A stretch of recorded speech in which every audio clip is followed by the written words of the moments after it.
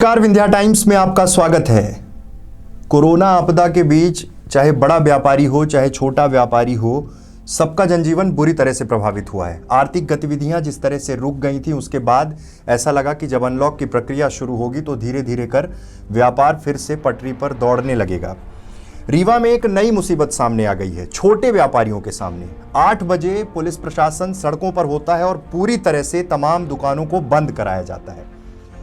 आदेश जो हुआ था उस आदेश के तहत 8 बजे तक बाकी दुकानें, लेकिन खाने पीने की दुकानें, होटल, रेस्टोरेंट, इनको 10 बजे तक की अनुमति थी। लेकिन 8 बजे जिस तरह से ये तमाम दुकानें बंद कराई जाती हैं, उससे अब छोटे व्यापारियों में एक गुस्सा भी है। आइए दिखाते हैं आपको एक स्पेशल रिपोर्ट। पिछले 3 दिनों से रीवा में रात 8 बजे बाजार बंद कराया जा रहा है। पुलिस और प्रशासन सक्रिय हो गए हैं और अब इस कार्रवाई का विरोध भी शुरू हो गया है। छोटे व्यापारियों ने विरोध दर्ज कराया है।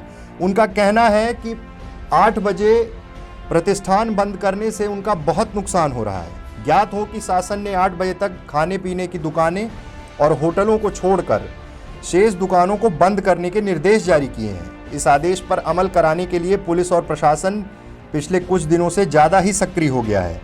इसका नुकसान अब छोटे व्यापारियों को उठाना पड़ रहा है। शाम को 6 बजे छोटे व्यापारी जो चाट की दुकानें लगाते हैं उन्हें, और जो फूड के स्टॉल लगाते हैं उन्हें भगाया जाने लगता है। पुलिस पूरी तरह से चाक चौबंद के साथ सड़कों पर उतरती है। तमाम व्यवस्थाओं को संभालने की बात होती है और 8 बजे तक सब कुछ बंद कर दिया जाता है। ऐसे में आप खुद सोचिए कि छोटे व्यापारी, छोटे दुकानदार को कितना नुकसान उठाना पड़ेगा। क्या 8 बजे के बाद कोरोना का संक्रमण ज़्यादा तेजी से फैलता है?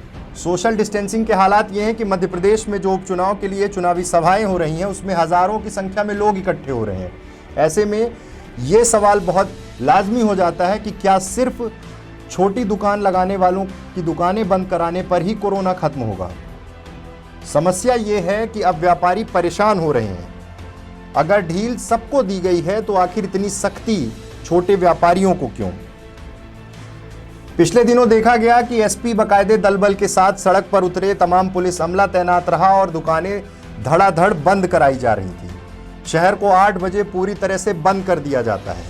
लेकिन नियम क्या कहते हैं? आखिर रीवा में इतनी सख्ती क्यों हो गई, जबकि कहीं ना कहीं जागरूकता पर विशेष रूप से ध्यान देने की ज़रूरत है। क्योंकि अब जब खुद देश के प्रधानमंत्री और तमाम मुख्यमंत्रियों ने भी ये साफ कर दिया है कि जब तक वैक्सीन नहीं तब तक बचाव और मास्क ही ज़रूरी है, तो उस दिशा में आगे बढ़ने की ज़रूरत है।